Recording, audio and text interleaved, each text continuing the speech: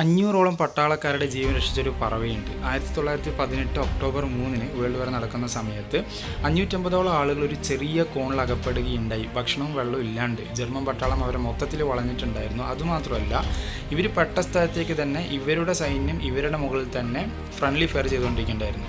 അന്നത്തെ ആ ടീമിൻ്റെ ലീഡറായ ജനറൽ ചാൾസ് അയക്കുന്ന ഓരോ പട്ടാളക്കാരെയും ജർമ്മൻ പട്ടാളം വെടിവെച്ചിട്ടു. അവസാനം ജനറൽ ചാൾസ് അവരുടെ കയ്യിലുള്ള ഹോമർ പറവയുടെ കാലിൽ സന്ദേശം എഴുതിയിട്ട് പറപ്പിക്കാൻ തുടങ്ങി. പക്ഷേ ഓരോ പറവ പൊങ്ങുമ്പോഴും ഓരോന്നിനെയും ജർമ്മൻ പട്ടാളം വെടിവെച്ചിട്ടു. അങ്ങനെ അവസാനത്തെ അവരുടെ ഷേർ അമി എന്ന പേരുള്ള ഒരു ഹോമർ പറവയുടെ കാലിൽ ഇന്ന മെസ്സേജ് എഴുതി. ആ മെസ്സേജ് എങ്ങനെയായിരുന്നു: ഞങ്ങൾ ഇന്ന സ്ഥലത്തുണ്ട്, ഞങ്ങളുടെ ആർട്ടിൽ തന്നെ നമ്മുടെ മുകളിൽ ബോംബ് ചെയ്യുകയാണ്, ദയവ് ചെയ്ത് നിർത്തണം. പറവ ഉയർന്ന സ്പോട്ടിൽ തന്നെ ജർമ്മൻ പട്ടാളം അതിന് വെടിവെച്ചിട്ടു.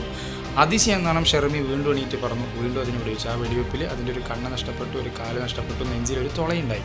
പക്ഷേ അതിശയം എന്നോണം അത് അതിൻ്റെ ബേസിലേക്ക് പറന്ന് എത്തിയതുകൊണ്ട് മുഴുവൻ പട്ടാളക്കാർ രക്ഷപ്പെട്ടു. പിന്നീട് ആ പറവയെ ഡോക്ടർമാർ രക്ഷിക്കുകയുണ്ടായി. ഇന്നും അവിടുത്തെ മ്യൂസിയത്തിൽ അതിൻ്റെ സ്റ്റഫ്